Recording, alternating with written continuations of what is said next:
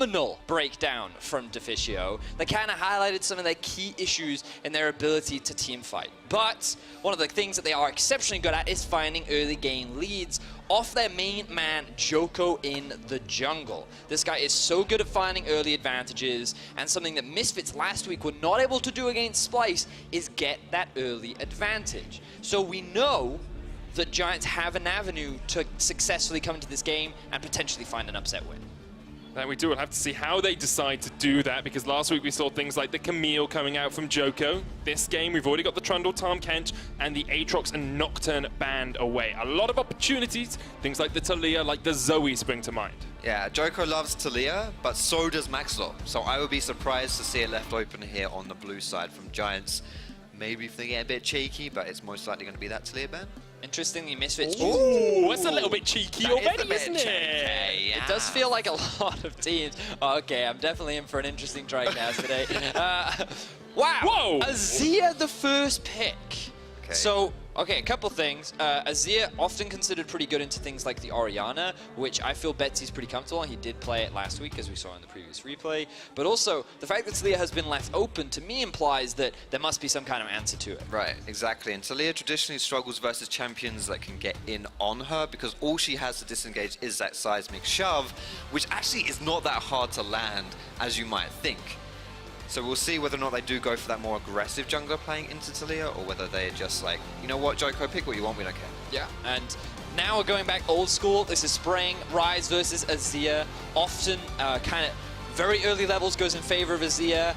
Then it goes towards Ryze as it gets a little bit more wave clear, and then once they both get their first item, it's just a farm lane. Nothing exciting happens until you get to those mid to late game fights, and Ryze kind of has a little bit more impact in the early game, and when you pair it up with a Taliyah, you are able to look for a couple of early skirmishes, look for a couple of early fights, and it looks like Giants will be relying on Joko to find themselves those early leads. What I want to see specifically from Misfits this draft is whether or not they go back to the stick Alfaria Mundo duty in the draft, because they have dabbled in putting him on a more carry and playing around him in that top lane, which hasn't really had the same amount of success. But having said that, you're in the playoffs. If you're Misfits, you're in the playoffs. Now is the time to experiment and to refine strategies if they want to go for something they're not so good at, just so that they can practice that and get it ready for the playoffs. And Giants is the team to do it against as well. They haven't performed that well across the course of the split.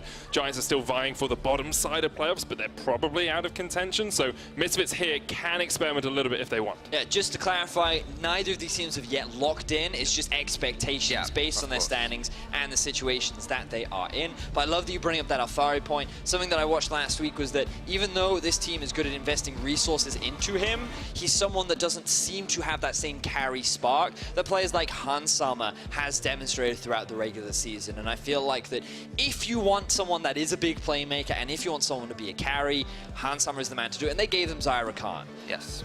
I think what's ironic about Alfari not being a carry in the traditional sense of like playing carries and carrying, I still think he is a big... He carries Misfits in a big way just through the fact that you don't have to give him much at all.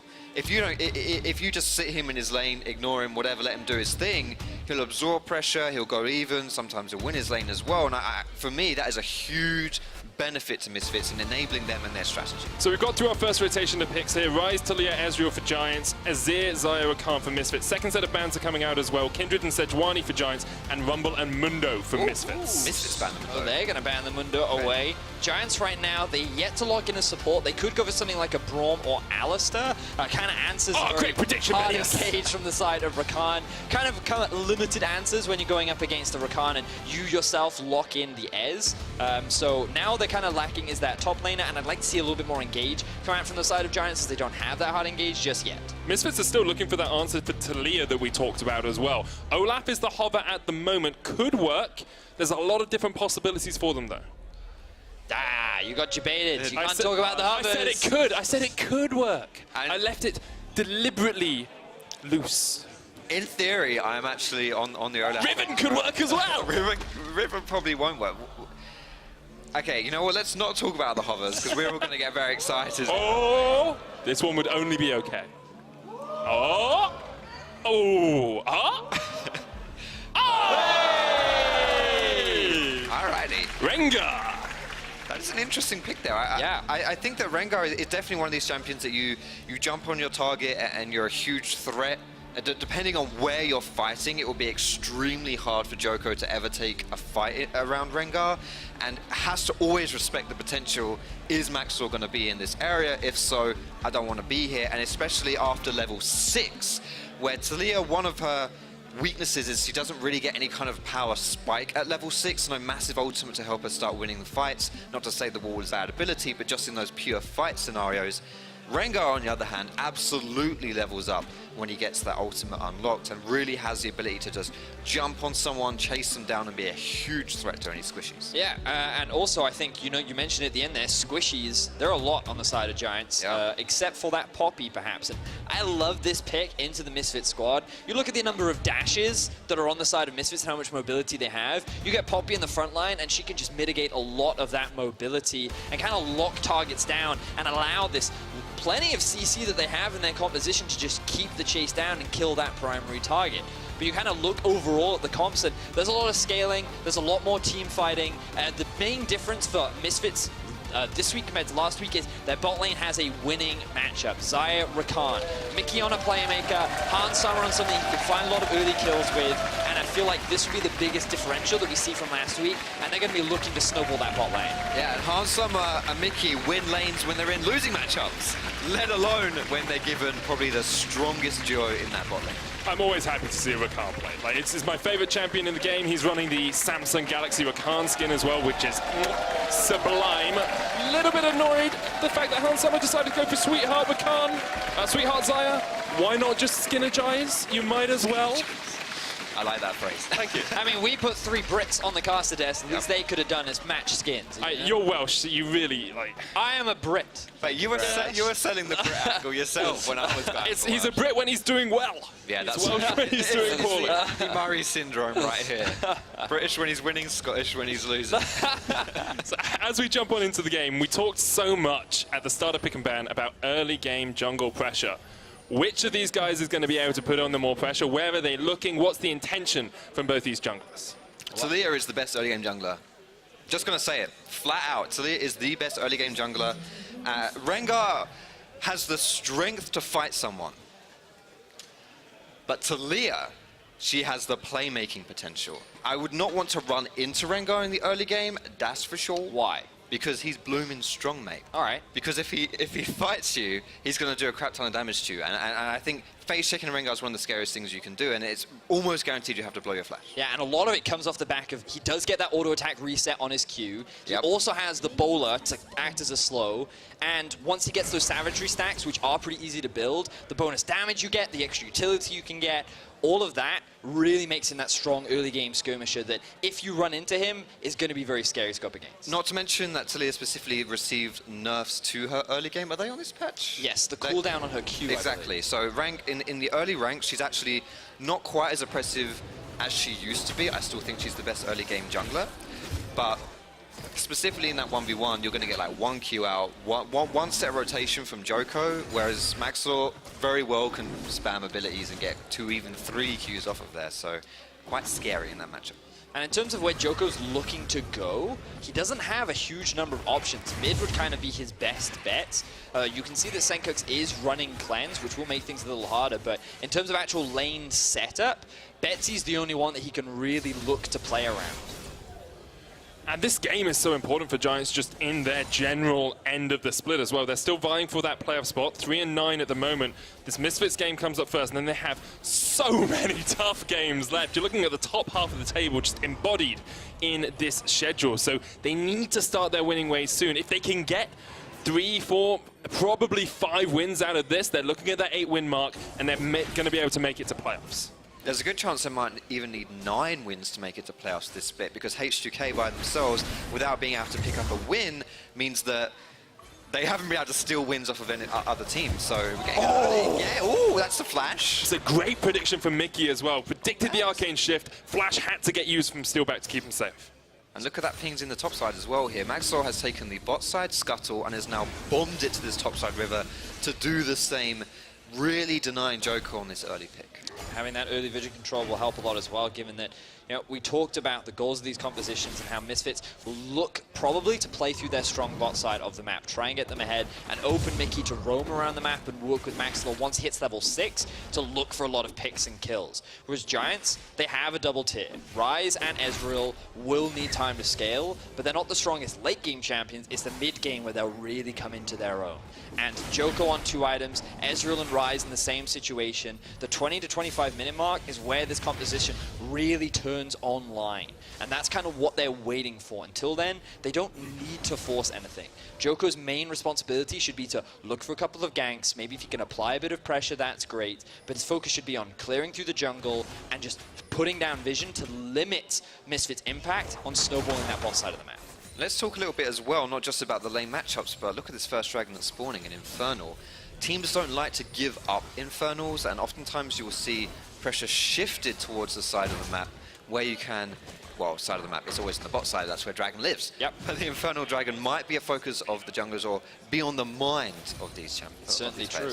And it's something that Misfits do a lot of as well. Around like 8 minutes is when they almost always take the Drake and then swap, and then they look to get Rift Herald as early as possible. And I do believe that they are one of the best Rift Herald teams that we have in our league. So it's something that they regularly do in their games, and it all comes off the back of, again, having that winning matchup in the bot lane. So Misfits kind of sticking to a style that they found a lot of success with so far during the regular season. Glad to see them switch back to it, though, because last week against Splice, they didn't play this style. They put Alfari on more of a carry top laner. They were a little bit slower, didn't do that much in the early game, and because of that, Splice were able to get to a position on their comfort champions that won them the game in the end. So this is much more like the the Misfits that have got 10 wins rather than the Misfits that have got 2 losses. Certainly the case. So far in this top lane matchup, Alfari has been doing pretty well. You talked about it earlier on, Foxdrop, about how he's just super consistent and reliable when you put him on tanks, and he kind of acts as a carry in a different way to being a traditional carry. Yes, the unsung carry of Misfits. Senkai's taken a bit of a trade here in the mid lane. Betsy.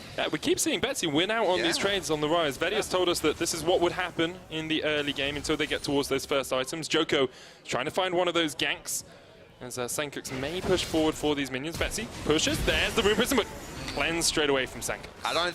I don't think you really should have flashed for that one, knowing that Senkux has that cleanse, because there's a very slim chance that Senkux forgets which button his cleanse is on, which is the only way that you would get that He did do it with stopwatch last week, so it can happen. True. So far, though, he did know he was able to cleanse out of that sticky situation, and Misfits walk away, or Senkux rather walks away as a happy chappy. Maxlaw, in the meantime, has just been farming away. 37 CS, not actually 37, but jungle creeps are recorded slightly differently to stat. I mean, if I'm a jungler, I'm like, hey, I'm 41 CS, guys. I'm doing really well. Look at how good I am. And he is doing well. Level 5 now, nearing level 6, and that's the big point for Misfits, where they'll look to force Maxlaw, or have Maxlaw force plays. And because the bot lane priority, like you mentioned with that winning bot lane from Misfits, it enables Maxlaw to go for this early dragon, which is going to set his team up nicely. And I like you mentioning the level 6 here. Holy, Betsy's just really giving it Senkux, isn't he? But I like what you mentioned about the level 6s, because after that flash gets blown from Betsy in that kind of botched engage, Maxlaw is going to hit level 6 relatively soon, and when Senkux hits level 6 too, which he has now, he's got his flash, he's got his ultimate available, absolutely, 100%, you look to that mid lane, you look to that Rise, you get the setup from the Shurima Shuffle from Senkux, you've got your ultimate to go in there as well from Maxlaw, and you're sorted. I think that's a really good lane to gank, and Betsy needs to be careful. So our eyes are on the mid lane to see if Maxlaw does look to gank there. Nearing that level 6 mark, I believe like 2 more camps, I would say, based on the amount of experience he has. Max in the queue, very typical, and I want to pretty confidently say that this is our first Rengar of the EU LCS. Oh, how confident are you? I'm super confident. Well, you should be. Is it actually? It is. First Rengar of the EU LCS, the split. Has This been split, played not ever. in the top 5 regions. It's been played 9 times. Guess its win rate. Guess its win rate. Let's I'm go. going to say 27%. 27%. 45. 45. It's 44.4. Oh! Foxshop is right on it. Vedius, if you'd been slightly more on the ball, you would have worked out that you can't get 27% from 9 games. That's not how maths works. Oh, well, I'm sorry that I didn't do that mental arithmetic. But thank you for the feedback. It is duly noted. That was such a Welsh thing to do, honestly. Such See, a Welsh if you thing were to do. English. Yeah, mostly winning in the LPL and LCK. Dardox played it in NALCS as well. So yes. Haven't seen it into a Talia matchup before, so we haven't seen this specific counter pick before in the top 5 regions of the world. He's looking for it in that mid That lane. level 6, you talked about it, Foxtrot, but Betsy's like, I feel like a cat wants to stab me in the back. So he's playing very defensive right now. You can see Misfits even getting a bit of deep vision down because they want to look to contest this blue buff. And Max Law there, Joko immediately backs away. Good stun onto Mickey, will force him to use the blast cone, but 4 members of Misfits are here around the blue. It resets. Here comes Betsy. Misfits trying to work their way into this jungle, but Giants want to react. Seismic Shove does not connect. Maxwell's popped the Thrill of the Hunt. The smite comes down, goes to Joko. He got it. Yep, Joko stole it away. Nukesalot had to flash at the end. And it's Didn't see it was so small. So small. I think the biggest thing about that play is that Maxwell lost his ultimate from it. Yes. And that's a huge cooldown at rank 1. I think specifically roughly 130 seconds if I were just to guess. Rough guess, yeah. Rough guess, not because I looked. And that's 2 minutes window where Betsy now, he'll probably have his flash up at that time. So now that window to punish Betsy has completely gone. Maxwell can still gank without the ultimate, but it's just a lot harder to It is, and now Joko even has his eyes on Misfits blue buff, and they're not going to be in a position to react in time. Joko utilizing the movement speed bonus that he does get on his passive to very quickly move around the map, and his insanely fast clear speed will result in Misfits kind of being left with their pants around their ankles. So all that this first 10 minutes has done is allow Giants to get towards those 2 items. That's all they want to do. We said Joko just needs to be there for counter ganks. He needs to play the early game well. Yes, if you get a couple of kills, that's fine, but Ezreal's already completed the mana immune. You have Tears stacking up on Betsy. You have the possibility of roaming as well, which is what Giants are going to do now. They have their eyes set on Max Law. Remember that there is a ward there that he did clear out, but he doesn't know that Giants are looking for this collapse. Joko and Betsy waiting around the corner. Maxwell with the flash straight away, respects the damage that can come out from a Talia and Rise. Yeah, he knows he doesn't have the support from his team. Alfari just TP'd up top lane, and they weren't going to be able to save him in time, so that just results in an immediate flash coming out from Max Law. He does get his War Enchant after he recalls, which is quite a big power spike for any of these physical damage champions in the jungle. Do you know the difference between having 2 long swords and having a War Enchant is? One of them is, I feel like this is a pun. No. I feel like there's a pun coming on. No. It's a BF sword's worth of AD. Whoa. Damn. So if you just have those 2 long swords and you get that recall off, which is what happened with Max Sword, you've basically based for your BF sword. Nice. Which is pretty significant as far as that damage goes. And this ward right here is what I want to talk about a bit earlier on.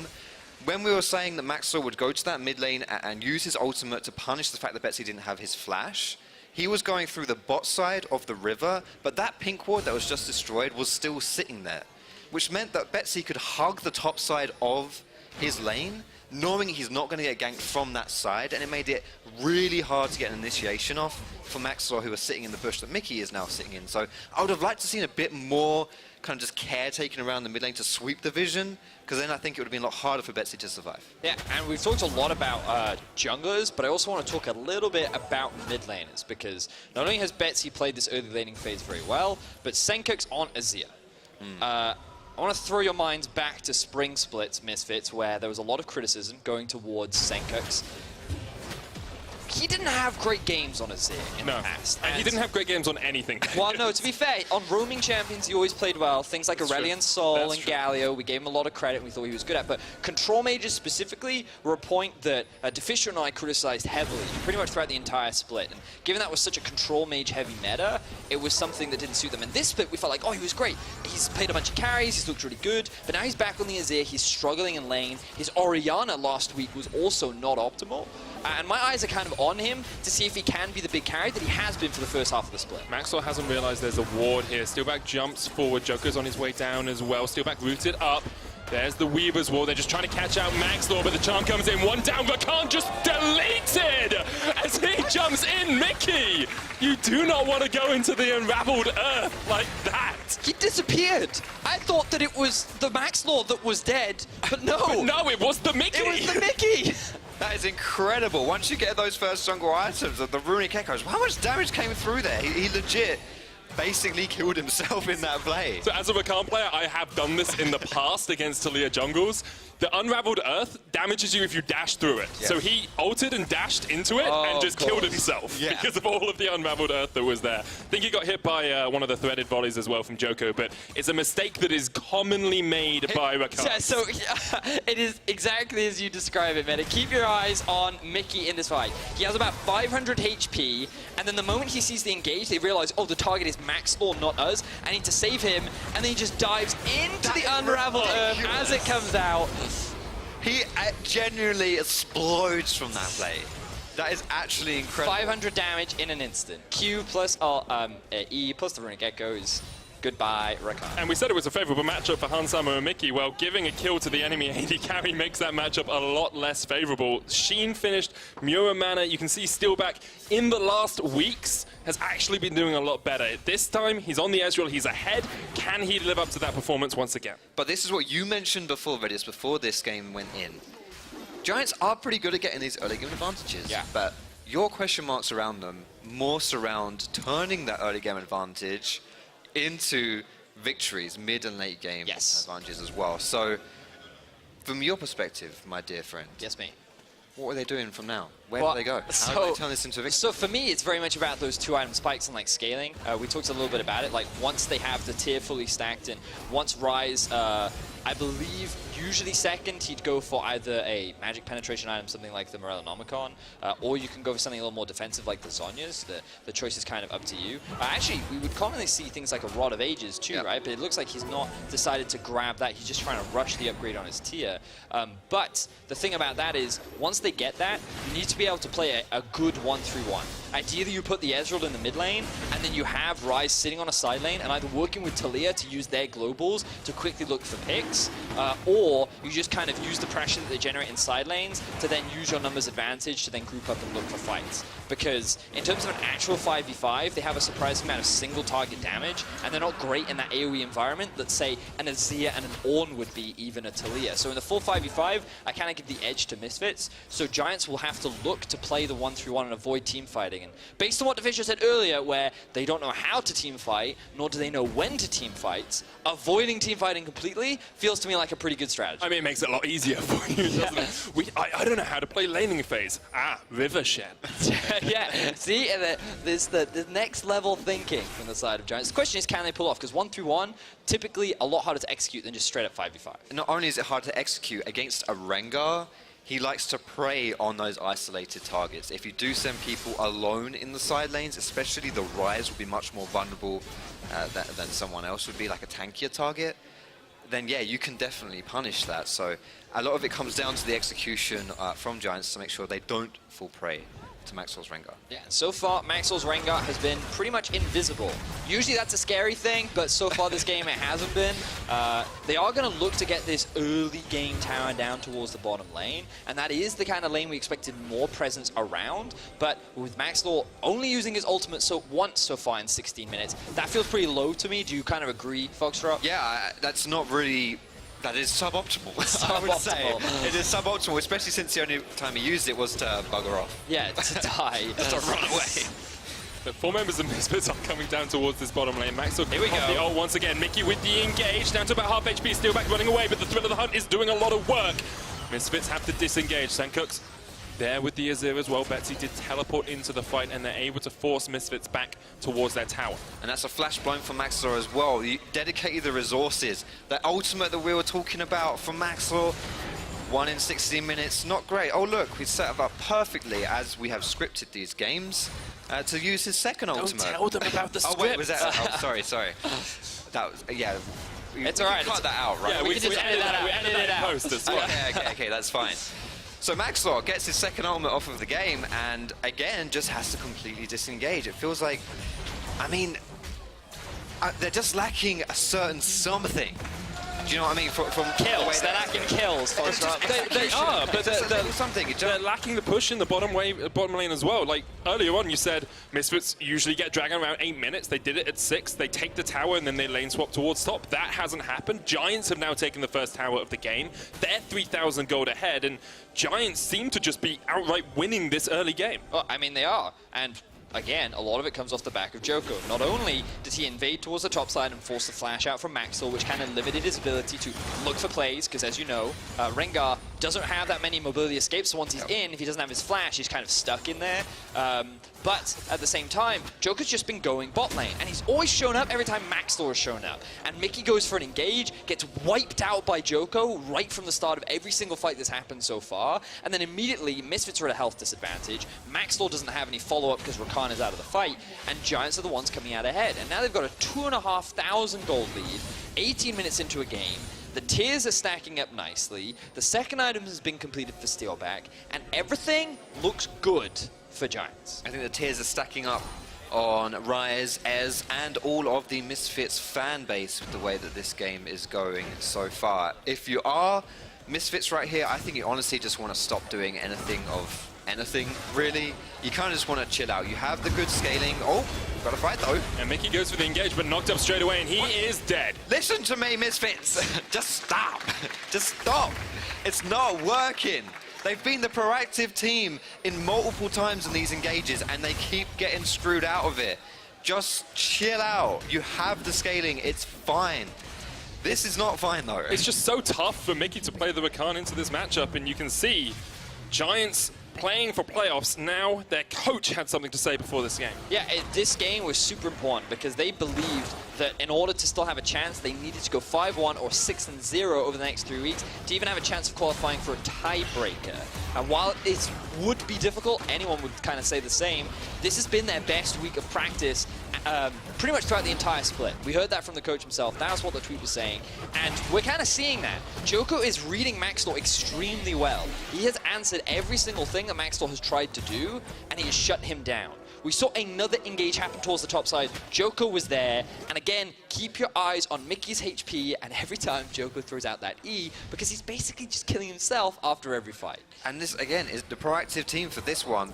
The engager is Misfits. You know, at this point, yeah, just go away, just leave, just run. No, I really think that they need to chill out. And maybe they're getting baited by the Maxwell ultimate, because every time he presses R, something bad happens. Yep. Max, mate, if you can hear me, unbind R. Just stop using it. It ain't working, fella. I don't think he can hear me. I don't think he can hear you. I should hope not that he cannot hear you. I did raise my voice level. No, that's true. You do that in your solo queue games as well. If someone just keeps, you know, ulting in the wrong position, it's like, mate, just unbind R for like the next 10 minutes. We'll play without it, and then we can reset. So you don't say that, because that can then get picked up for getting reports. What you do is you press tab, see that little green button where the ultimate is? Oh, and you spam ping it. There we go. That's it. I'm just communicating that it's down. Yeah, exactly. I'm asking when that Rengar ult is available again. Yeah. Tactically. You can do it on the little champion portraits now as well. If you press Alt and ping above the champion portrait, where you can see other people's timers. Makes it really easy for you. Not for flame purposes. No. Obviously. No, of course. Rifthold used in the mid lane here by Giants. 4,000 gold ahead now, trying to take their third tower of the game. And this is probably the first time I think we have seen Misfits having not taken a tower, lose 3 of their own. Oof. Yeah. I think that's a pretty good estimate. Because for the vast majority of this split, Misfits have been the early game. 10 out of 12 times, they've taken 3 towers first in their games. 10 out of 12 times. That's nutty. Speaking of which, caught out a little bit up towards the top side. He's going to use the ultimate once again.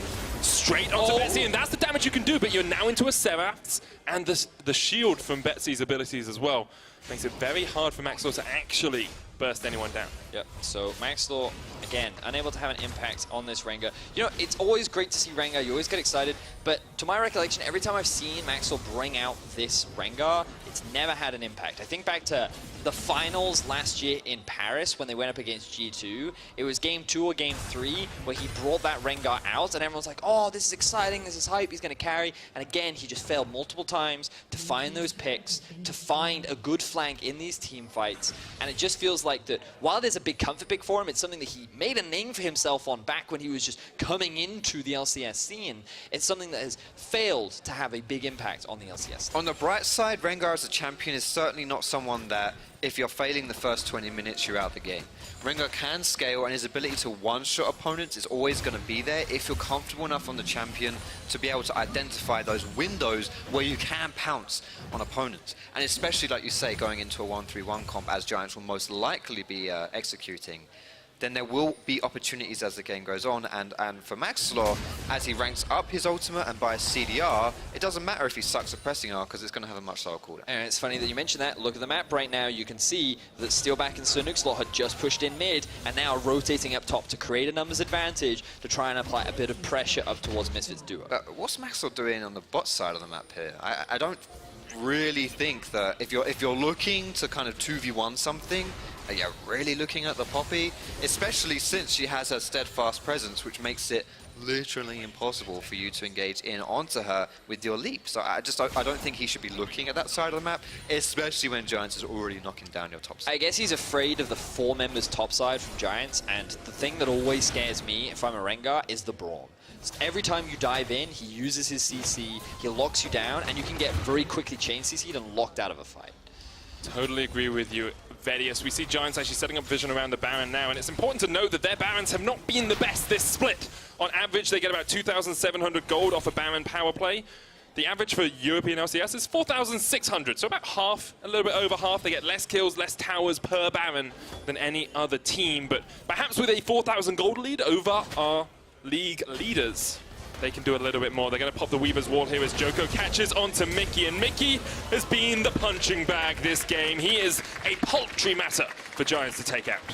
Flash for flash used, but it did find another kill onto Mickey. Ruin is even able to steal away the red buff, and Giants maintain full control over this Baron right now. And if multiple members show up... Oh, actually, Steelback is there. I thought the Giants would look to actually start off the Baron, especially if more members of Misfits showed up bot, but nope, Steelback was like, I would like a red buff, please. Doesn't get it. Doesn't get it. Which is a bit surprising as well, because Giants actually have a pretty good Baron team. They have the tanks for it, which is often nowadays the biggest kind of qualifying factor for being able to take early Barons is, do you have someone to tank for it? Rise damage, Talia damage, Ez damage, pretty good at taking away that Baron in the early game, and once they have that pick, I mean, the least you can do is just to deny the vision and try and get Misfits to face check into you, to push into you, and then maybe you can try something there as well with the Realm Warp or stuff like that, but don't even try it. So we finally got to that point where Giants are in the mid-game. You said 20 to 25 minutes, maybe up to that 30-minute mark. They've got 2 items on their main carries, 3 already on to Steelback. Joko sitting on 2 items as well. And they're setting up around the Baron with a 4,000 gold lead. This feels like prime time for Giants to take over this game. This is also normally when they throw the game. Yeah. Right? This is normally when, if you're watching Giants, like, this is the point at which they just have a tendency to make poor decisions or look for poor fight. Or do nothing for ages. Or do nothing. I remember casting them against Splice, and it was 15 minutes that they danced around Baron, did nothing, kept the gold lead perfectly even, and then Splice got the Baron and won the game in the end. And that's what they don't want to do when they are that much stronger than Misfits are right now. This is such a big spike. Rise at this point in the game is so much more impactful than the Azir, and they just need to be proactive. They need to not be afraid of Misfits. And so far, Giants have played this game wonderfully. They sit on a very healthy gold lead right now. The question is, can they actually do it? So Foxdrop, that's me. You're in a solo queue game.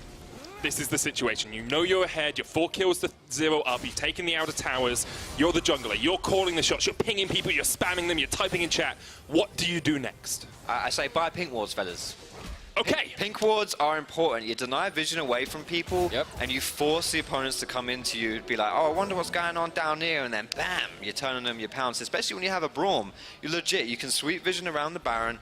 The enemy team, exactly like this, will have to come and face check you, and then if you're maybe setting up a trap, they just pink blue warded that bush, then you can turn and you can get a good fight. Now, they did just concede a lot of pressure here, but this isn't too bad because of the priority they have down bot, and the fact that Steelback and Sonuk's still hanging around mid, which means that they can clear this out. So the fact that they did lose that vision is fine, because you're resulting in Alfaria losing farm towards the bot side of the map, and the only way they got that vision control is because they grouped up as 5 and kind of forced their way in. So that's one way in which you can gain vision back. But also, you talked about control wards. Vision is really important for Giants too, because their engage is really only a Poppy flank. And if he wants to find that, you need deep vision to know that the flank is safe, but also to give him more wards to TP to in behind. Right, and the best way to engage is actually to not engage yourself, but to kind of force the enemy team to come up into you. And that's where the Braum comes in, and the Realm Warp as well for chasing them down, or even kind of like sandwiching the Misfits squad. Thus far into the game, I feel like Misfits have actually handed Giants a lot of their advantage. Especially Mickey X, who's engaged, I would say, suboptimally at times, and gets treated a bit like the Scuttle Crab did, as we saw like 30 seconds back. Just gets through the side of the Unraveled Earth. Thank you very much. Not like she's my most played jungler this season or anything like that. And just blows up, you know, like it's. But I did also say, Misfits, just stop. Please just stop. Stop doing it. And they have stopped for now. And as you can see, the pace of the game actually has slowed down quite a bit. So I'm looking at the map setup right now. Ornn pushed out bot lane and is using that window to group up with his team. Does have TP, and I believe it's Bwipo that always says, blow the horn, you are on, or something. I can't remember. That is the best quote. Oh, Misfits actually going to start on the exactly. Baron This is it. So they're bringing Ornn up to they themselves start a 5v5. They stopped it, though. Well, they have, and this kind of ties in with a bunch of They didn't blow the Ornn. Right. The horn. So, there's a lot of things to say here, Medic. Give me a second, right? The thing about Misfits is their 5v5 is strong. We talked about this earlier on. 3 items is ideally what they want to wait for, but their actual ability to teamfight, because the amount of AoE damage that their whole comp has, is very, very good. The problem for Misfits is last week, when we saw them set up around the Baron, a blue trinket was enough to scare them off that objective. And now we're seeing it again, where an Ezreal ulti just zoned them away from the objective completely. They didn't get a TP out from Betsy. They didn't force Giants to do anything. It was literally just, we see you're doing it, Misfits, and they run away scared. So would you say that they startle like rabbits? They do indeed startle like rabbits, at least in recent weeks. I want to be honest. Last night, like 10 o'clock, we were talking about that. Here's the flank. Here comes the flank. Mickey trying to get away, trying to be in from the side. Hans Summer knocked away as well. Maxwell has the thrill of the hunt if he wants to join the fight, but the call of the Forge God was not enough really at all to start it up for Giants. They reset. Oh, it's nowhere near enough damage. The Observer's baited me. That was rude. That was an interesting use of the Poppy ultimate there. I'm not sure. Maybe I missed something in that fight, but it seemed as though Ruin flanked and engaged, and then ulted the low health. Yes, it did seem like Hans Summer got knocked away from the fight. Baron has been set up here as well by Giants. Ruin. Oh, Get checked in by Mickey. Hans Summer's going to root him up as well, and Giants trying to fight on the other side, but that's only Alfari. The engage is strong here from Misfits. They find a catch. Betsy still pushing down towards this bottom lane. And this is the thing with the Ryze split pushing in the bot lane, is that you have such a small window if you're Misfits, because he pushes ridiculously fast. You don't have much time to push out the wave and then group with your team if you're Alfari, because you know Betsy's is going to blast that minion wave down in no time at all. Yeah, and so the mistake there from Giants was the fact that they looked for a pick, knowing that Misfits would want to face check the Baron, but they did it split apart. You had Poppy sitting in the blue buff brush, while Joko and the other members were sitting right next to the Baron. They must have expected Misfits to walk in through that singular path and then allowed Ruin to flank him from behind, but because they didn't, Ruin ends up getting collapsed upon and he ends up going down. And Misfits would have liked to turn that into a big 5v5, but unfortunately they ran out of engage tools and they weren't able to collapse onto the rest of Giants, who are also just good at disengaging with the Talia, with the Ezreal, and with the Braum. So it ends up net positive for Giants because they secure a tower bot side. Now they've extended the goal lead to 7,000.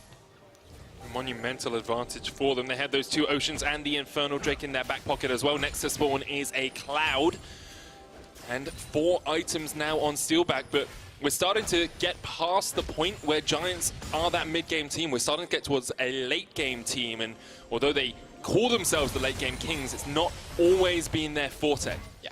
But this is something that Foxdrop talked about a little bit earlier. You're right. The mid-game, or this point in the game, is where things get scary because of that Rengar ulti. Yep, and the thing is, if he does go for it, it does open the top side of the map, but it looks as though Giants might actually be positioning to counter this one here. Joko on his way down with the Weaver's Wall. Maxwell pops on the hunt as well. Call of the Forge God comes out. Alfari down very low. Teleport cancelled. And that is a very dead Ornn. That is the problem, though, at this stage of the game when you're so far behind. Honestly, that situation should with those little bunny ears have worked well for Misfits in the setup.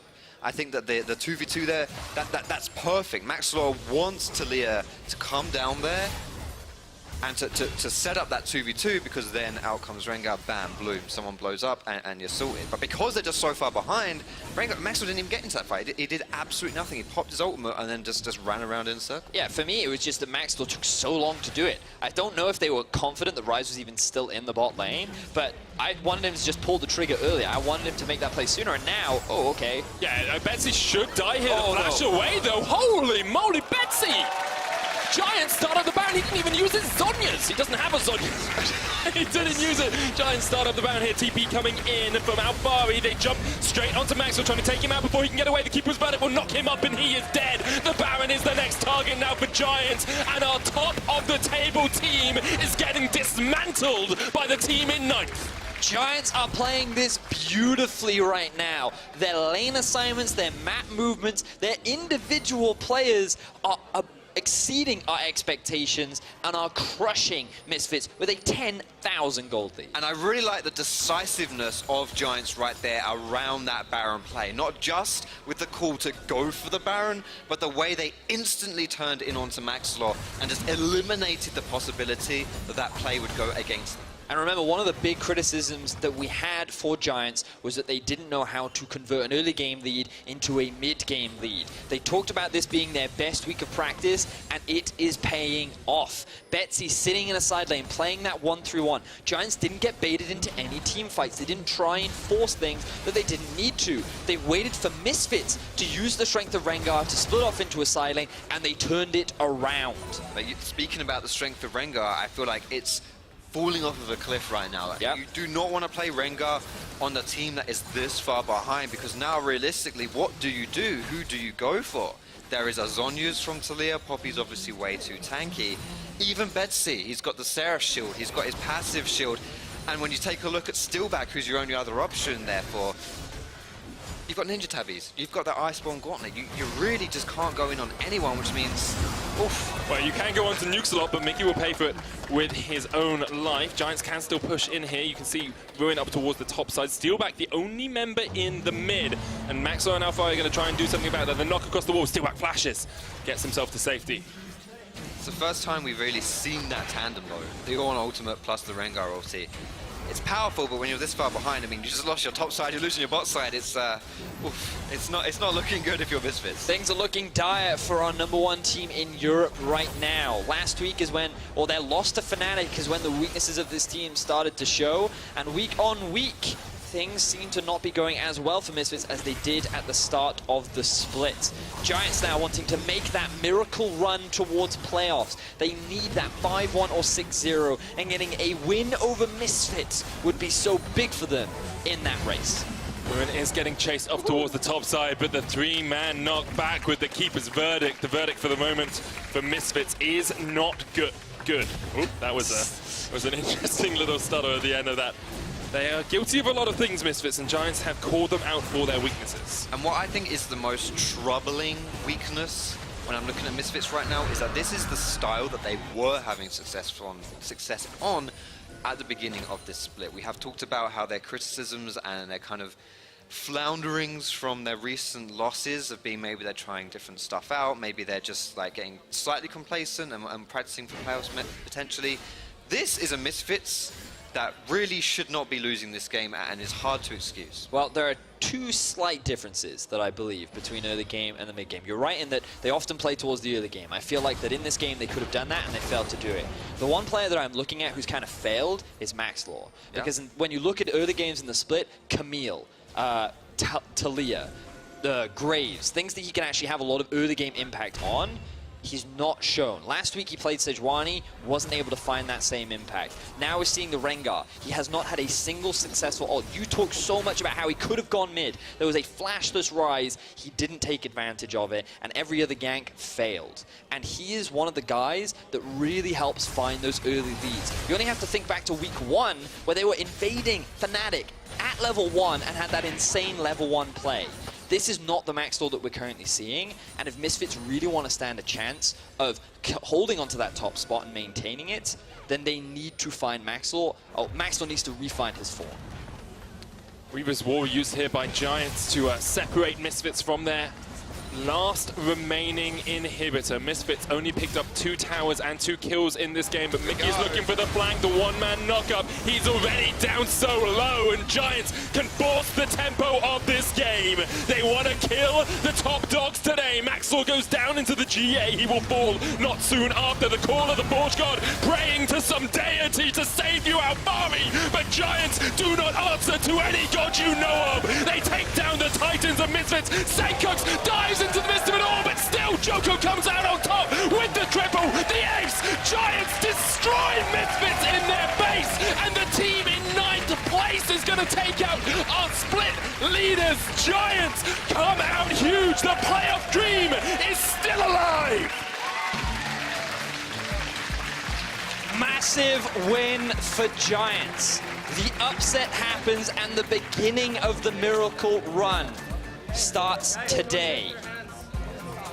Not just an upset win, arguably the biggest upset we've seen so far in the LCS. That's EU for sure. LCS, I would say. Until HK beats someone, I have to say that this is the biggest upset. And honestly, in what fashion they did it, this wasn't a game that I feel like Misfits were just throwing it away and Giants got a freebie. Giants 100% took it to Misfits. They improved upon the areas where they had criticisms of them mid and late game, and they just look like a really solid team. They executed laning phase very well. Joko, he wasn't just trying to force random ganks over the map. He was in the right place at the right time, shutting Maxwell down, and then they executed upon their win conditions. 1-3-1. They played the map well. Yes, perhaps you could argue they were a little slow. Maybe they could have forced things a little bit quicker, but in the end, they didn't need to. They punished the mistakes from Misfits effectively. They found those leads, and they didn't throw them away. And so much credit needs to be given to Betsy with how well he played. And to Steelback, in all honesty, matching up into Hun Summit in the lane, getting that first kill down towards that bottom side, and doing the most damage in the game as well. Ezreal is easy to do damage on, you just spam out those Qs, but to play those final team fights well, Joko did as well. Just overall, I'm in awe at how well Giants played this game. Yeah, I mean, you mentioned the mid-split MVP not having a great performance, that being Maxwell. 5k damage there, not great. This play happens right at the end of the game, which is just really the Hail Mary for Misfits. They have decent engage coming out of that Rakan, and as was really a theme of this game, Rakan jumps in, Rakan gets sent to the Shadow Realm. Yeah, and you think about it, when you look at this comp, the Braum is an excellent answer to so many of the tools, the engage tools from Misfits, the Poppy as well. Just so many, it made it so difficult for Misfits to actually engage these late game fights that with this massive lead, they could never really find a big comeback miracle fight. And do you know what else is a good answer? Being 10,000 gold up. Yeah, that does help. Just a little bit. Have to get to that point first. We want to get input from you guys on who your player of the game is. Head on over to Outlaw Esports on Twitter and vote for Joko, Betsy, or Steelback. Steelback. He had decent damage. For me, I'm looking at Joko or Betsy. Oh, here's Steelback. Yeah, great call. Foxtrot. Yeah, really solid plan, mate. Solid play. Steelback. To get some more insight on Giants' win, let's head over to Law and Steelback. Thank you, Medic, and congratulations, still back on this one. Now, the late game Kings taking down one of the most early game standard team in the LCS. What was your strategy here coming today? Well, pretty much today we knew they were a really strong team, so we were coming in the mindset that it was hard, but the whole week in Scream we legit won every game, like we were undefeated, and we were always doing good in Scrim, but on stage we had a hard time. But I feel like today it was like in Scrims. So I'm really happy that we could actually manage to play without any pressure on us. Yeah, your coach was saying it's one of the best week of practice you have during the whole split. Yeah. Could you elaborate on that? How was that different? Well, pretty much, I don't know, this week it was like maybe the champ pool, the meta changed again and there was new patch and a lot of things changed and we kind of found our way how to close up the game because before we were really good early, we were always getting ahead on lane and on rotation, but we couldn't close out, so we focused on mid-game, late game only, and we actually managed to do it today. And it worked, and it worked. So here the playoff dream stays alive, but what do you have to stay to keep this playoff dream alive and make it a reality? Well, I think we have to win like almost every game. We have only one loss possible. I think it's still alive. I think we can still make it.